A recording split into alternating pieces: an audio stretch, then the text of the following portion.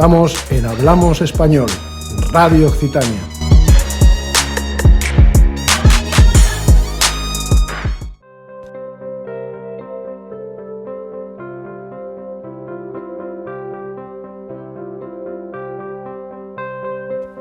Hola, buenos días, soy Silvia Bernabeu. Hoy es domingo 2 de mayo de 2021 y estamos con vosotros el primer domingo de cada mes de 11 a 12 en Hablamos Español, Radio Occitania.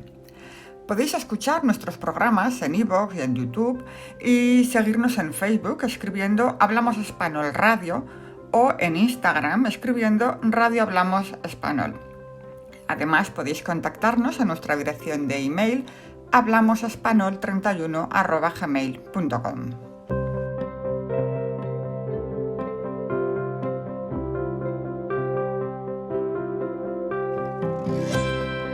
Nuestra invitada de este mes se llama Andrea Bustamante.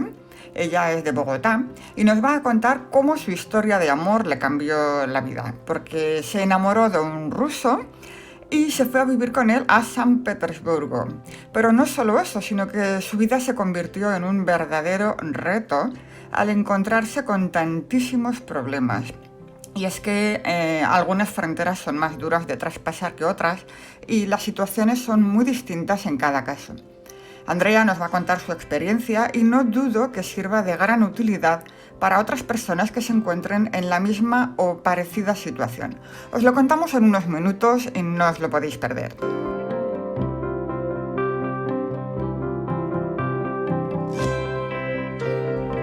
Por supuesto, contamos con nuestro colaborador Félix Torán. Es habitual aquí en Hablamos Español, doctor, ingeniero en la Agencia Espacial Europea, coach, conferenciante y escritor de 18 libros sobre crecimiento personal y espiritual. También está con nosotros Dabel Puente, con su sección llamada La Cantinela, donde tratará las artes escénicas, y hoy concretamente seguimos con el fascinante y a la vez desconocido mundo del circo.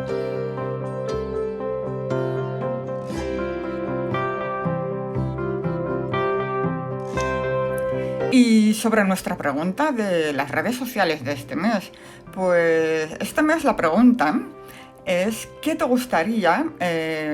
pregunta te gustaría hacerle a nuestro colaborador Félix Torán para que os responda aquí en la radio, en Hablamos Español, aquí en Radio Occitania?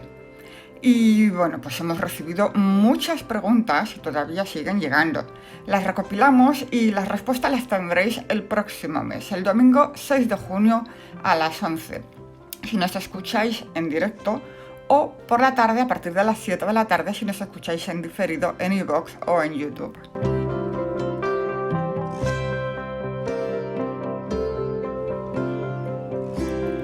El mes pasado, la ganadora de nuestro concurso fue Andrea Galarza.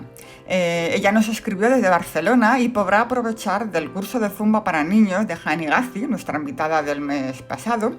El curso para ella es a distancia, ya que está en Barcelona, y lo disfrutará con su hijo. Enhorabuena, Andrea. Y un beso muy grande para todas las mamás que nos están escuchando en estos momentos, las mamás españolas, y uno especial para la mía.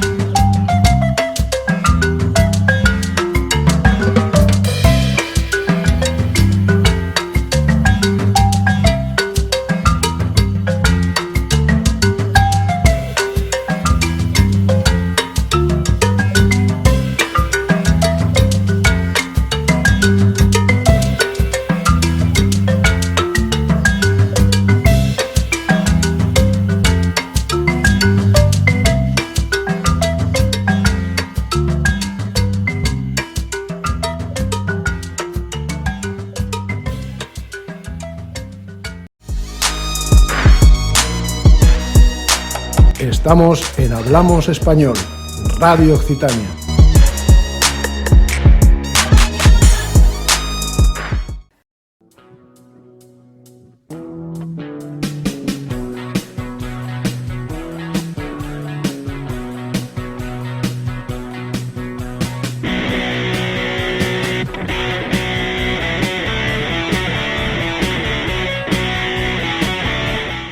La nada. Tenemos cierta tendencia a pensar que el concepto de vacío es sinónimo de lo que denominamos nada.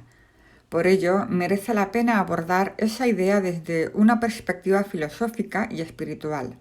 La palabra nada trae una gran confusión por sí misma, ya que se asocia una palabra a algo que no se puede describir ni conceptualizar. Al utilizar este término, nuestro intelecto intenta crear una idea lo más cercana posible a eso que llamamos nada, cada cual a su manera. Al hacerlo, esa nada deja de ser nada. Una forma simple, directa y que parece razonable, y esto le encanta a la razón, es asimilarla con el vacío. Puesto que no sabemos cómo imaginar la nada, una forma cómoda y aparentemente sensata de aproximarla consiste en asociarla con algo que no podemos ver y que llamamos vacío. Sin embargo, lo anterior es incorrecto. Hasta la ciencia lo sabe. A la luz de los descubrimientos de la física cuántica, ha quedado bien claro que eso que llamamos vacío está muy lleno. Tenemos a Félix Torán, conferenciante y escritor de 19 libros publicados sobre crecimiento personal y espiritual. Félix es doctor en ingeniería, ingeniero de la Agencia Espacial Europea. Buenos días, Félix. Hola, buenos días, ¿qué tal? Acabo de leer un pequeño fragmento de tu último libro llamado El Maestro Interior, que es tan nuevo que empieza ahora, me parece, ¿no?, a aparecer en las librerías y tengo el privilegio de tener un ejemplar ya en mis manos. Enhorabuena por este libro, Félix. Pues muchas gracias, la verdad es que sí, acaba de salir como quien dice, yo lo he recibido hace nada, hace unos días, y llega el miércoles 28 de abril a las librerías, así que desde ese día está en las librerías españolas y también se puede conseguir por Amazon, a través de internet, sin ningún problema. Muy bien, pues está recién sacadito del horno, ¿no?, como decimos. Sí. Déjame que te haga la pregunta más evidente. ¿Quién es el maestro interior? Bueno, pues en este 19º libro pues he puesto como título precisamente el maestro interior, y creo que es la mejor pregunta, ¿no? ¿Quién es el maestro interior? La introducción del libro ya toca ese tema. De alguna manera, cada cual le llama como le quiere llamar a esa sabiduría interior que hay dentro de nosotros. Hay quien habla de la voz de la conciencia, hay quien habla de la voz del silencio, hay quien habla del ángel compañero, hay quien habla del maestro interior. Cada cual le puede poner el nombre que le ponga, pero todos tenemos dentro una sabiduría infinita, ¿no?, que nos acompaña, y de alguna manera le pedimos ayuda o le pedimos consejo más de una vez. Hay quien prefiere simplemente verlo como el poder del subconsciente, que al fin y al cabo es lo mismo, porque se accede a esa sabiduría a través de la subconsciencia. Pero la cuestión es que, cuando tú dices, por ejemplo, que alguna vocecita te ha dicho algo y no sabes cómo explicarlo, aunque no sea voz realmente, ¿no?, pero tienes una corazonada, tienes alguna intuición, algo que te está dando información desde dentro y te está resolviendo y ayudando a responder a tus cuestiones. Esos son contactos con ese maestro interior, precisamente. El maestro interior, que es el título del libro, y podrías decirnos, contarnos un poco así por encima, un resumen, ¿no?, si te preguntaran ¿de qué trata el libro? Este es un libro de desarrollo espiritual y de crecimiento personal, como los anteriores que he publicado. Lo único es que la forma de presentarlo es muy profunda, ¿no?, porque toca temas realmente profundos a nivel espiritual que no se pueden abordar fácilmente con palabras, ¿no? Entonces requieren de hecho un proceso meditativo para llegar por tu propia experiencia a ese conocimiento. Entonces yo lo que hago es introducir un personaje que es el maestro interior, que es un poco el que te cuenta una historia, el que te cuenta uno de esos temas. Ese maestro representa un poco esa sabiduría interior, a cómo lo he vivido yo, mis revelaciones, pero puestos en un personaje, ¿no?, para no ponerlo en mi persona, sino en un personaje, digamos, que cada uno puede intelectualizar como desee, ¿no?, lo puede visualizar, y de alguna manera el maestro interior te pone las cosas de una forma que te descoloca. O sea, toca temas que van más allá de la razón, lleva tu razón hacia los límites, puedes tener momentos ajá, puedes tener momentos de revelación, y de alguna manera te deja desencajado en muchos aspectos y te abre un montón de interrogantes. Y entonces luego, después de que te quedas en ese estado, entro yo como autor y cuento las cosas pues al estilo que me caracteriza, ¿no?, de manera práctica, tangible, poniendo cada cosa en su sitio sin mezclar. Entonces ahí tienes las dos facetas típicas de una meditación. En toda meditación hay esas dos facetas. Hay una faceta de concentración, una faceta en la que te enfocas en algo, pones orden, utilizas la razón, y otra faceta que es de apertura total, ¿no? De sabiduría. Y bueno, pues cada técnica meditativa las aplica de una manera o de otra, pero están las dos. Pues aquí esta lectura es como si fuera una meditación. Primero te quedas en ese estado, pero luego pones las cosas en orden y entonces eso empieza a mover hilos dentro de ti y llegas tú mismo a tener ese conocimiento que no se puede explicar con palabras. Muy original, ¿no? Y llama mucho la atención ¿no? Cuando quieres buscar una respuesta planteado así desde otro punto de vista, también es muy interesante, ¿no? Bueno, y una cosa, en la introducción de tu libro dices que es el libro más profundo y personal que has escrito hasta la fecha. Nos gustaría que nos lo contara. Bueno, sí, es muy profundo y personal pues por dos razones. Primero, es muy profundo porque toca temas, evidentemente, de una profundidad espiritual pues mayor que incluso de otros libros que he escrito, y son temas que no son fáciles de hablar y no son fáciles de llegar de alguna manera a ellos. Por eso conduzco al lector a través de ese proceso meditativo para que llegue a sus propias conclusiones por su propia vía.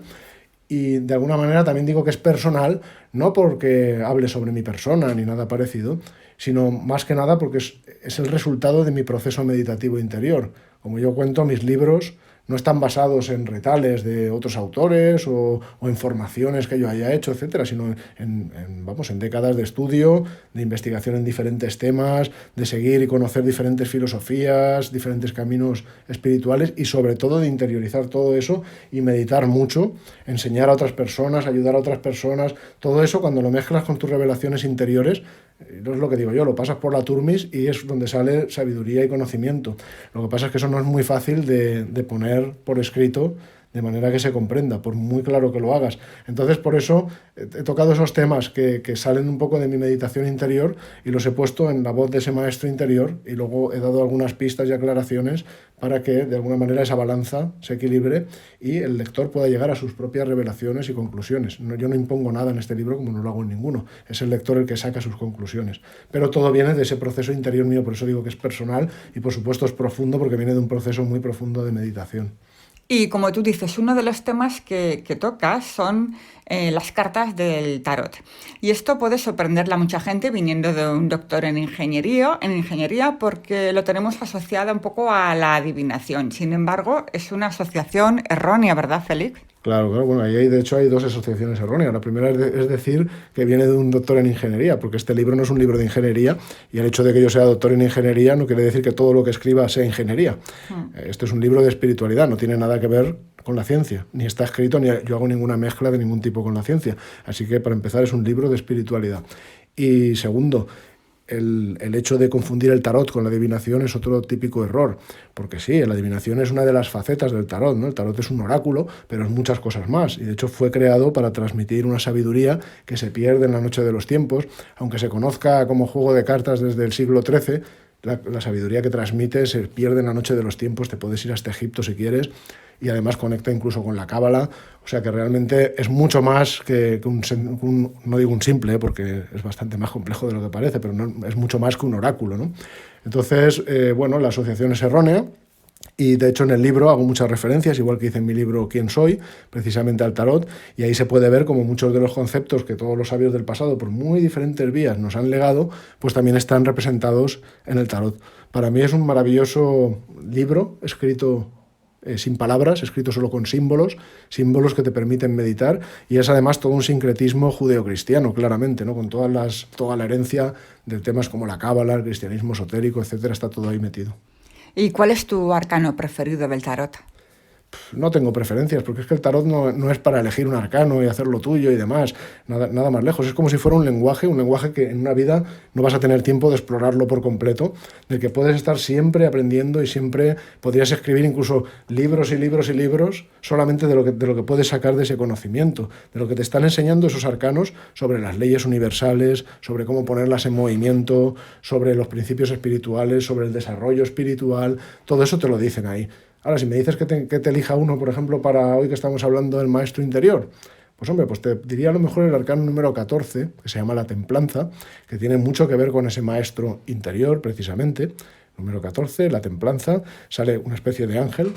Ese ángel representa de alguna forma, es una forma de idealizar o de representar simbólicamente al maestro interior, esa voz interior. Y además puedes ver que ese maestro interior tiene un pie puesto en el agua y otro puesto en la tierra. El agua viene del manto de la sacerdotisa, que es el arcano número 2, que tiene que ver con la subconsciencia universal, y la tierra tiene que ver con la consciencia. Así que de alguna manera te está diciendo que ese ángel, ese maestro interior, está vinculando o está a medio camino entre la subconsciencia, que conduce a la supraconsciencia, y la parte consciente. Y es entre esos dos pilares donde lo tienes que encontrar. Tú de manera consciente llamas o pones preguntas o conectas con esa sabiduría interior y de manera inconsciente recibes la respuesta. Por eso te decía que tenía esas dos partes, ¿no? La parte que habla el maestro y la parte más analítica que hablo yo, ¿no? De alguna manera representa esas dos pies, uno en el agua, otro en la tierra. Increíble, Félix. Bueno, pues ya lo sabemos, que para descubrir la sabiduría infinita que reside en cada uno de nosotros, lo que tenemos que hacer es leer el maestro interior. Así que como ya está saliendo, pues pronto lo podremos leer.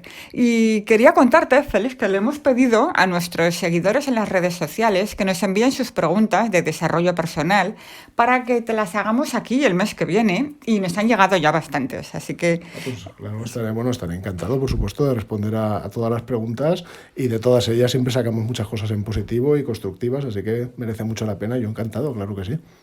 Muchas gracias, Félix, por tu tiempo y por tu disponibilidad. Gracias, un abrazo. Hasta pronto.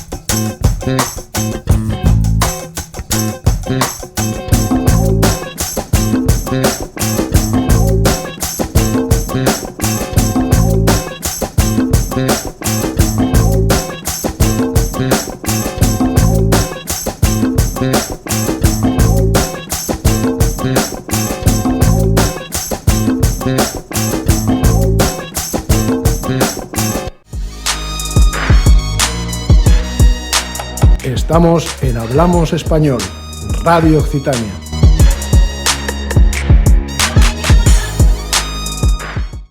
Hoy nuestra invitada es Andrea Bustamante, y es que Andrea tiene una historia que nos capturó desde el primer momento y por eso hemos querido compartirla con todos vosotros aquí en la radio. Andrea es de Bogotá y tiene una historia preciosa de superación. Ella vivía en Bogotá y no estando satisfecha con su vida decide irse a vivir a Australia, pero allí tampoco encuentra ni el amor ni la satisfacción personal. Al regresar a Colombia, se enamora de un ruso y ahora sí que Andrea se siente bien. Y debe marcharse a Rusia, pero bueno, voy a dejar que sea ella misma la que os lo cuente. Hola Andrea, gracias por estar aquí en nuestro programa Hablamos Español y nos gustaría mucho saber cómo sigue tu historia una vez que te trasladas a San Petersburgo, en Rusia. Hola Silvia, gracias por invitarme a tu programa.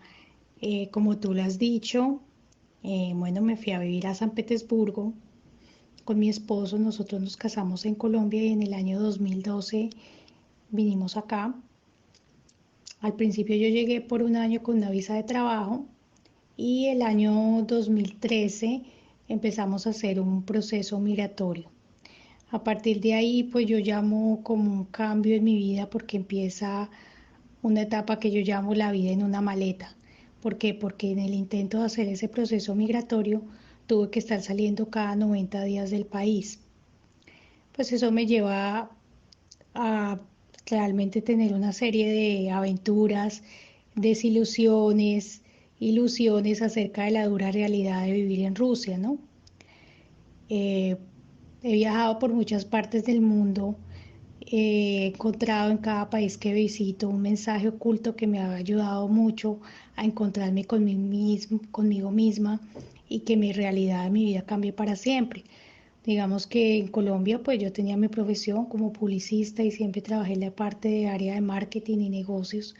Aquí pues cambió todo porque llegué a ser mamá, me convertí aquí en mamá, en ama de casa, y en el tiempo libre en escritora, porque eso fue como la escritura fue lo que me ayudó mucho y yo se lo debo a Rusia, ¿no? Si hubiera estado en Colombia tal vez nunca hubiera hecho eso.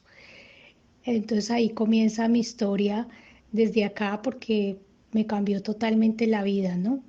Fue algo que me sacó de una zona de confort para colocarme en una zona de incomodidad, de problemas, de comenzar una vida nueva, de pronto con al principio mucha hostilidad y también mucha inseguridad de mi parte, pero que a medida del tiempo pues me fui adaptando y fui cambiando las cosas, ¿no? Es como saber cómo trascender aquellas cosas que al principio tú las ves negativas en algo positivo, ¿no? Esa es como la historia que yo empiezo a vivir aquí en Rusia y bueno, vamos a irla contando a lo largo de esta entrevista. Además del cambio cultural, tantas cosas que te pasaron, había que añadir un problema más, ¿no? El problema del racismo. ¿Qué te ocurrió, Andrea?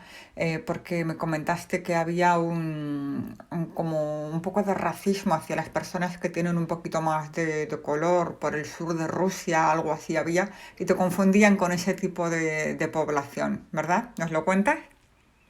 Bueno, con lo del tema del racismo, pues primero tenemos que partir del hecho que racismo hay en todas partes del mundo, no solamente aquí en Rusia, pero pues tengo que ser sincera que de los países del mundo que yo he viajado, el que más experimenté fue acá, tal vez porque he vivido largo tiempo, pero sí es muy diferente la actitud de la gente cuando tú no eres blanco, cuando tú no hablas el idioma, te miran diferente, te tratan diferente. En esta parte migratoria es totalmente una pesadilla para el migrante. Están hechas las cosas para complicar, no para ayudar. La parte a veces de los bancos te preguntan una y otra vez sobre tu pasaporte, tu tarjeta migratoria, una cantidad de documentos para ver que si tú no tienes un estatus de ilegal, ¿no? ¿Qué pasa acá en Rusia? Desafortunadamente acá pues vienen muchos trabajadores de bajo perfil que en su mayoría trabajan como esclavos. Entonces son personas que no son muy bien vistas por la sociedad. Entonces el hecho de que una persona pues no sea blanca, entonces también piensan que lo encasillan desde esa línea. Yo pues no estoy diciendo que el hecho de que una persona sea profesional o sea obrera merezca ese trato, ¿no? Porque todos somos seres humanos y merecemos un buen trato, ¿no? Independientemente de su raza, de su profesión, si estudió, si es una persona preparada, todos merecemos ese respeto. Sí, puedo decir que sí enfrenta muchas situaciones complejas acá. En esa parte, ya a medida que pues fui aprendiendo el idioma, ganando más confianza, porque al principio pues ese tipo de situaciones te hacen sentir mal, ¿no? Que como que hay algo mal en mí que no le gusta, pero realmente pues como sabemos todos, Rusia viene de un país comunista donde pues la gente durante muchos años fue oprimida y sienten como esa amargura, ¿no? No es fácil aceptar a otro, a un extranjero, siempre lo miran con desconfianza, ¿no? También una cosa que me parece a mí, esa es la actitud de la mujer, ¿no? La mujer rusa, pues nosotros como género femenino deberíamos apoyarnos, pero cuando ellas ven una mujer extranjera, digamos en mi caso que había viajado a varios países del mundo, que había estudiado, pues ellas siempre me querían complicar todo, ¿no? Como mirar mi punto débil para hacerme sentir mal, hasta que yo dije, no, ese no es mi problema, es el problema de ellas. Entonces ya cuando tú ganas seguridad y confianza en ti mismo y sabes lo que eres, tú llegas a superar ese tipo de cosas y situaciones. Y las cosas se complican todavía más, ¿no? Cuando te quedas embarazada vas a tener a una niña que los primeros meses de su vida tiene algunos problemas de salud y que tú no te puedes quedar con ella en Rusia, ¿no? ¿Nos lo puedes contar también, por favor, Andrea? Bueno, mi hija nació aquí en San Petersburgo, afortunadamente, porque pues eso nos ahorró muchos dolores de cabeza. Entonces ella obtuvo la nacionalidad rusa por parte del papá y la nacionalidad colombiana por mi parte. Los 4 primeros años de mi hija, pues como nosotros iniciamos el proceso migratorio en el 2013, yo estuve todo el tiempo con ella. Entonces estuve un tiempo acá en Rusia, luego viajamos a Colombia, también estuvimos en otros países, en Israel, en China, en Europa. Después de, pues fue muy difícil porque ella, pues desafortunadamente le descubrieron una discapacidad, aún no habla, sigue en terapias y todo ese tipo de cosas, y entonces nos tocó buscar la necesidad de estabilizarla. Entonces mi esposo, para él le pareció mejor Rusia, pues porque tenía más oportunidades laborales aquí. Entonces, ¿qué hicimos? Él estuvo 6 meses del año con ella y los otros 6 meses pues yo viajaba porque cada 3 meses me tocaba salir, entonces tratábamos de completar medio año cada uno juntos porque era la única manera de estar, como buscar una unidad familiar, pues tratar como en medio de esa tormenta buscar como una solución, una calma, porque pues cuando tú amas a tu familia pues tratas de buscar lo mejor que puedes, ¿no? Y bueno, con todo esto que nos has contado, es tantísimas experiencias, porque estamos aquí resumiéndolo todo, pero anécdotas tienes muchísimas y no todas han sido agradables, lo sabemos. No lo podemos imaginar y además sabemos que has escrito un libro recogiendo todas estas anécdotas y estas experiencias y hay que tener mucho valor para poder contar todo esto tal y como ha sido, además fuera de tu país. ¿Y cómo surge esta idea? ¿Cómo ocurre que dices, bueno, pues ahora ya está, voy ahora a escribir todo lo que me ha pasado desde que salí de Colombia? ¿Cómo fue? Bueno, la idea nació fue cuando me vine a vivir aquí a Rusia. Tuve muchas experiencias, algunas no muy favorables, sobre todo el tema migratorio. Adaptarme a una cultura que es totalmente ajena a la nuestra. El clima, las temperaturas son muy bajas en San Petersburgo, son casi 9 meses de invierno. De cierta manera fue un cambio muy brusco que me llevó a una depresión. Yo no salía a la calle por el frío, al principio la barrera del idioma, la actitud de la gente, pues aquí es, verdad, bastante antisocial. Prefería estar en mi casa como una monja de clausura. Eso me llevó a una depresión y creo que lo que me ayudó primero pues fue mi fe en Dios y también que fue algo irónico porque pues, Rusia siempre ha sido fue un país ateo y comunista por muchos años, pero yo no sé, sentí esa necesidad como de buscar a Dios. Otros fueron, pues mis ayudas fueron la lectura y la escritura. ¿Qué fue lo que yo hice en esas depresiones? Pues yo escribía mis diarios con todo lo que me pasaba. Estos diarios fueron como una catarsis para mí porque podía expresar todo aquello que sentí en este momento. En el año 2014 viajamos a China a visitar a una amiga de mi esposo. Le contamos mi historia y quedó tan sorprendida que me dijo, deberías escribir un libro que se llame La vida en una maleta. Al principio pues yo no lo tomé en serio, pero a mi esposo sí le pareció una excelente idea contar una historia de viajes y experiencias. Yo nunca me imaginé pues publicar mis diarios personales con el público, porque pues la verdad sí se necesita mucho valor para compartir tu intimidad con los demás. A mediados del 2015 empezamos a madurar la idea de publicar el libro. Fue un trabajo de 3 años, trabajar la parte creativa para la publicación de este libro. Mi libro es una bitácora de viaje, era adaptar esos diarios personales a un formato de un libro. Tuve que empezar a escoger pues lo más relevante pues de esos diarios, porque si no hubiera salido un libro de más de 1000 páginas, que pues yo lo traté de escoger como los temas que yo creo que para mí eran los más importantes. También pues mi experiencia, pues yo soy publicista y he trabajado en la parte de marketing y negocios y no tenía pues un conocimiento pues de trabajar a nivel profesional con la escritura. Tuve que hacer varios talleres de escritura y estilo, de corrección de estilo, incluso pues tuve unos talleres en la Universidad Autónoma de Barcelona que me ayudaron bastante como a mejorar mi parte de redacción. Después de esto pues ya le di como un mejor estilo al libro. Que tomó, pues nos tardamos en publicar, pasamos las propuestas a diferentes editoriales. Una editorial de Barcelona pues fue la que se interesó en la historia.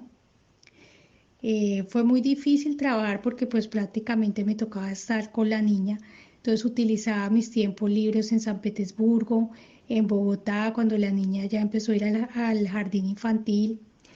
Y bueno, y al final pues hicimos todo lo que las conclusiones, viajamos a Grecia. eh, Cada sitio que los que yo encontré pues se encuentra ligado a una emoción con el libro. Por ejemplo, en San Petersburgo, cuando escribo cosas de San Petersburgo, esta emoción está ligada con la tristeza, melancolía, soledad, también con la historia, el arte.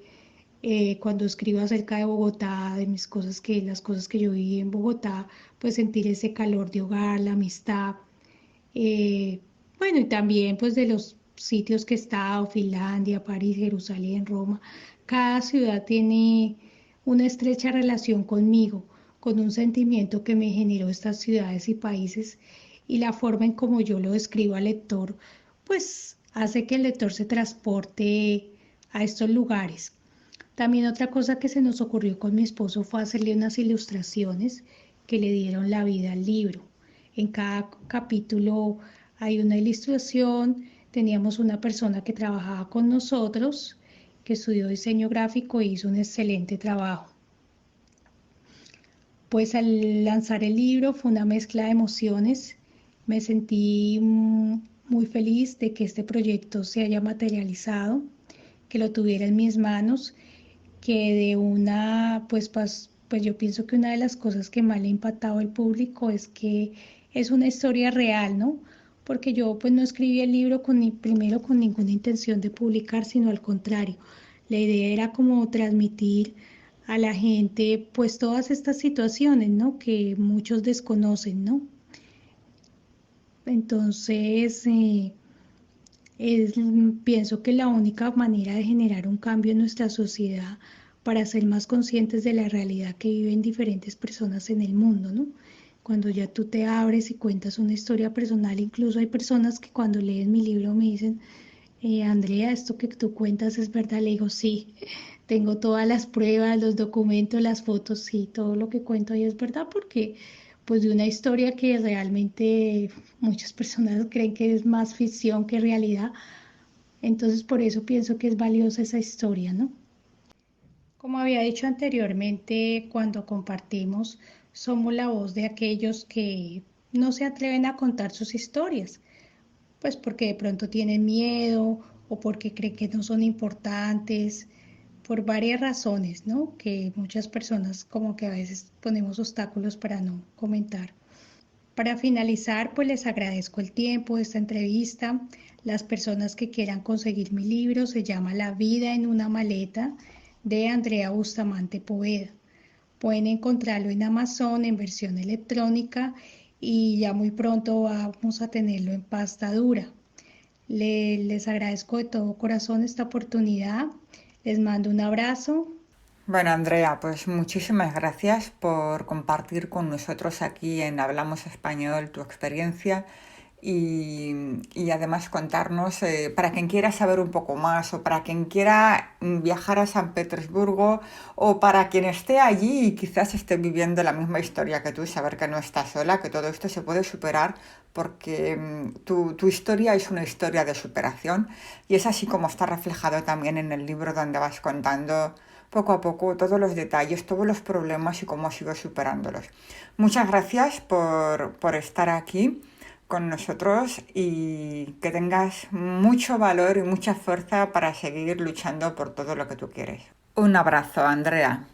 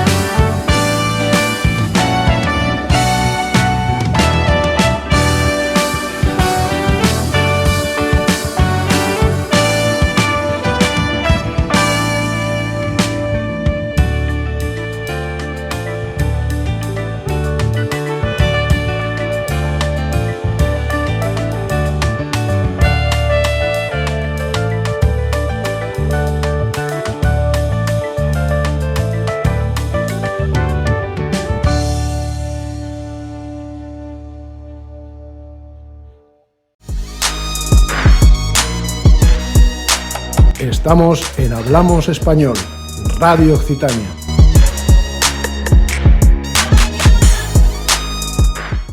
Y continuamos nuestro programa ahora con Dabel Puente, nuestro colaborador, que nos va a hablar en su sección de La Cantinela del Circo.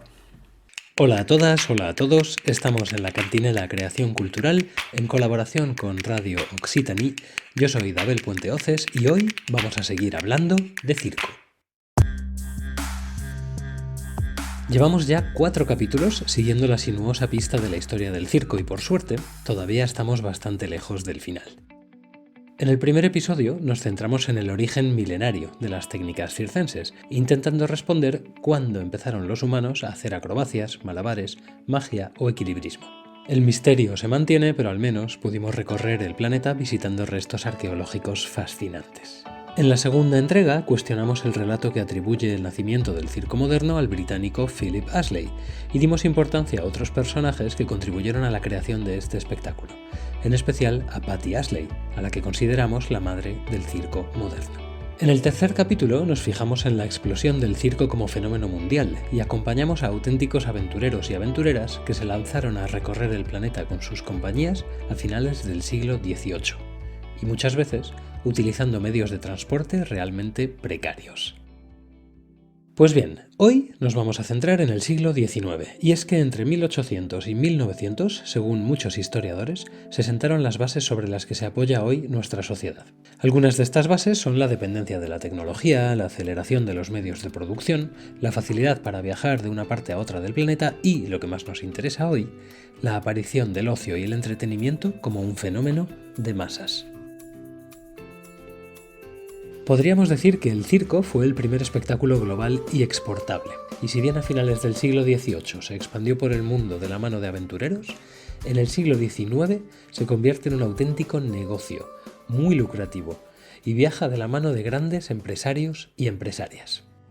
De entre todos estos emprendedores circenses del siglo XIX, hay uno que se ha llevado prácticamente toda la atención y la notoriedad. Estamos hablando de Phineas Taylor Barnum. A Barnum se le atribuyen muchas cosas. Por ejemplo, el circo de 3 pistas, la introducción de fieras salvajes en el espectáculo, los freaks en el sideshow que veían los espectadores antes de entrar a la carpa.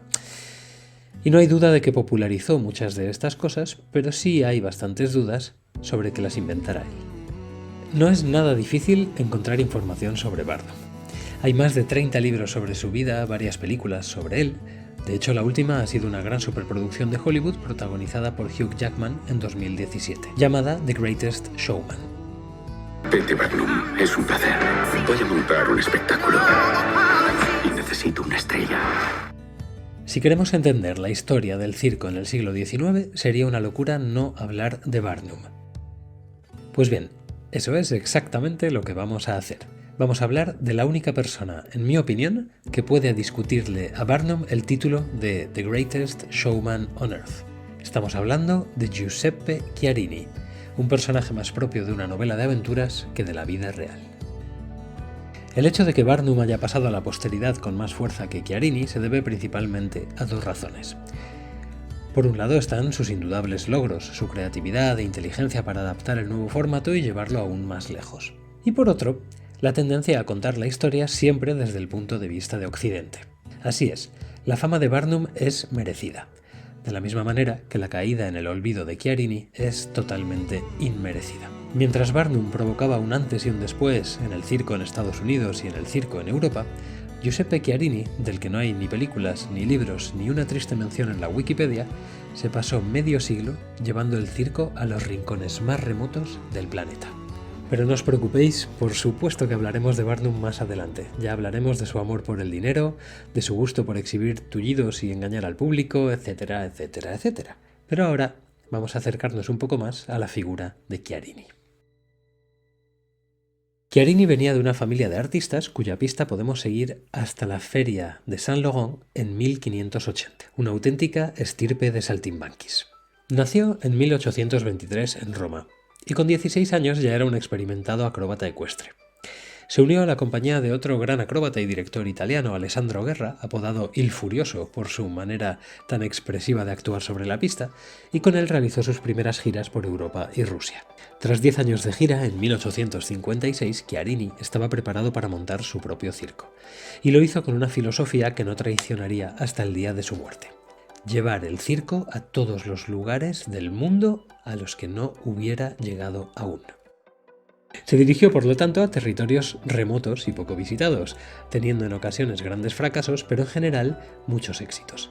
Él abrió el primer circo de Cuba en La Habana, y en 8 años se convirtió en el rey del circo en el Caribe, llevándolo a Haití, Santo Domingo, Guadalupe, etcétera, etcétera. Aprovechando la bonanza que le había generado sus giras en el Caribe, se lanzó a la conquista de México en 1864. Sus éxitos en México fueron increíbles y pudo construir un circo con 3.000 localidades y detalles de gran lujo. Tuvo el honor de adiestrar a los caballos del emperador Maximiliano, y cuando el emperador fue destronado y ejecutado en 1868, Chiarini tuvo que huir de México. Curiosamente, su circo acogió durante los siguientes meses el nuevo Parlamento mexicano. Después de esta huida, se instaló en California y compitió durante algunos años con Barnum, proponiendo un estilo de circo más europeo, es decir, elegante, refinado y con una sola pista. California se convirtió en su casa, pero su filosofía de vida no le dejaba quedarse mucho tiempo en ningún lugar. Y así fue como comenzó a dar una vuelta al mundo que le llevaría a llevar al circo a lugares tan remotos que parecía imposible llegar. No hay que olvidar que el gran circo italiano, que así se llamaba el circo de Chiarini, constaba de 150 personas, 62 caballos y enormes cantidades de material para formar la lujosa carpa en la que recibían al público. Cualquier gira de una compañía circense, incluidas las actuales, se queda pequeña comparada con la que hizo Chiarini durante más de 40 años. Sus viajes le llevaron a triunfar en Australia, Nueva Zelanda, Yakarta, Singapur y Mumbai en una primera gira. Después presentó su espectáculo en Brasil, delante del emperador Don Pedro, y también en Perú y en todos los países de Centroamérica. Años más tarde llevó su circo a China, donde tuvo un gran éxito mostrando números de tigres amaestrados. Siguió su gira por el sudeste asiático, Filipinas y Japón, donde fue recibido por el emperador Mitsuhito, que le regaló $5.000 de oro, y además su espectáculo de acrobacia ecuestre quedó inmortalizado en las valiosas obras de arte de los pintores Yosu Chikanobu y Masanobu Sakuradai. Con 66 años volvió a California. La salud comenzaba a fallarle y parecía un buen momento para venderlo todo y retirarse, o al menos para bajar el ritmo. Y sin embargo, Chiarini hizo todo lo contrario.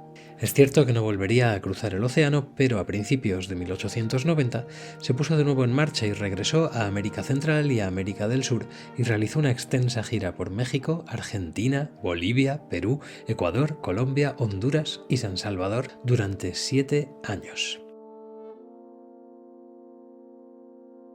Finalmente, en 1897 en Panamá, y con 73 años de edad, cayó enfermo y murió en el Hotel Americano de dicha ciudad.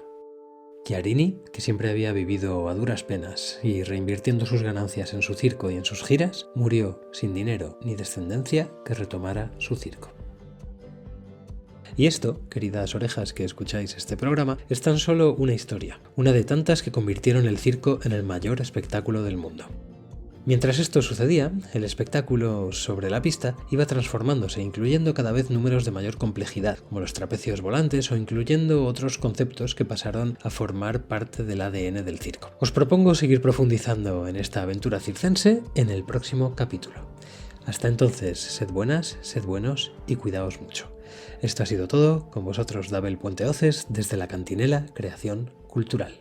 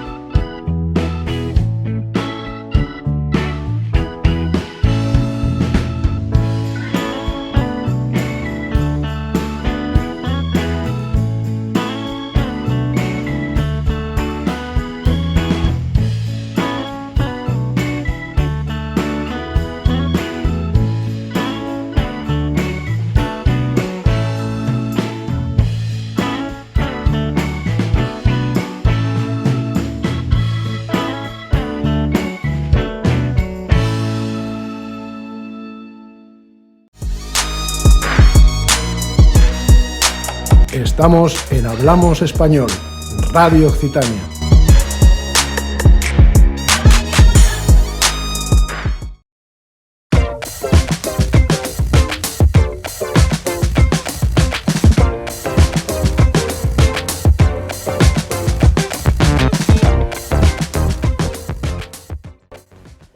Podéis dejarnos vuestras preguntas en hablamosespañol31@gmail.com.